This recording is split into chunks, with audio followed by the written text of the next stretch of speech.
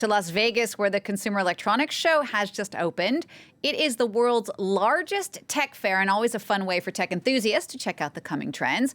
It was canceled last year due to the pandemic. This year it is back on, but in a hybrid format, some people in person, many of the events live, but also streamed on laptops and desktops around the world. Well, to talk a bit more about all of this, let's bring in our science editor, Julia Seeger. Julia, what can we expect this year? Well, Jeannie, as you said, even though it is a hybrid event, and even though big names in tech have canceled or are attending virtually, there's still going to be lots of gadgets and gizmos to discover at this year's CES. And perhaps one of the biggest focuses of the show will be the ongoing electric car race. CES, as you know, is as much of a car show than it is a tech show, so we'll discover new vehicles, but also all of the self-driving features that come with it.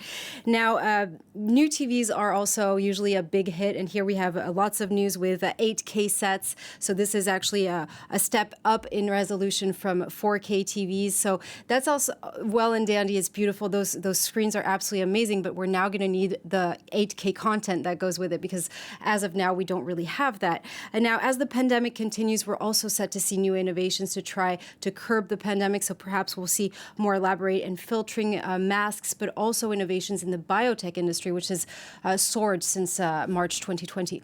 Now, the biggest trend this year, though, that seems to really steal the limelight, or is going to steal the limelight, is the concept of something that I had never heard of before called Web3 and metaverse platforms. What are those? Right. Well, those were really the two buzzwords of last year, 2021. We're set to hear about it this year again.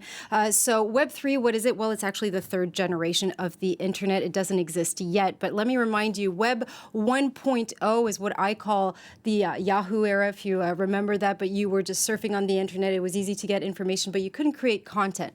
Web 2.0 is the web as we know it today. So you can create content, you can share.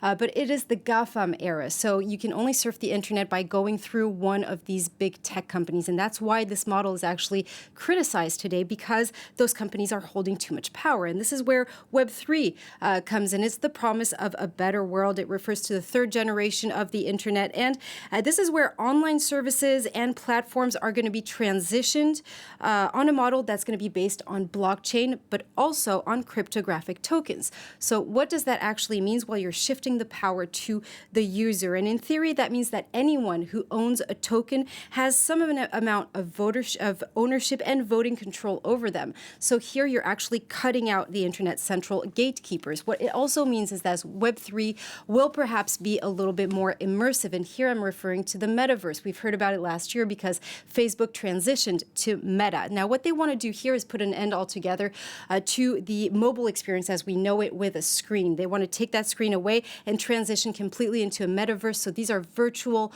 worlds in which you will be able to socialize, work out even, and with a headset, so either a VR headset or a mixed VR-AR headset, you will be able to enter that virtual room with your avatar. So because the metaverse actually includes these VR headsets, we're set to see a lot of innovations in that sectors as well. And the goal is to try to make the experience as seamless as possible. So perhaps we'll see connected glasses or even contact lenses to really be immersed into that reality. Now, many people are actually criticizing this, saying that, no one wants to live in a virtual world, but we're seeing that lots of companies are actually investing in this. It doesn't officially exist, but the blocks are being built this year. It all sounds very Ready Player One. Julia, thank you so much for that. Julia Seeger, our science editor.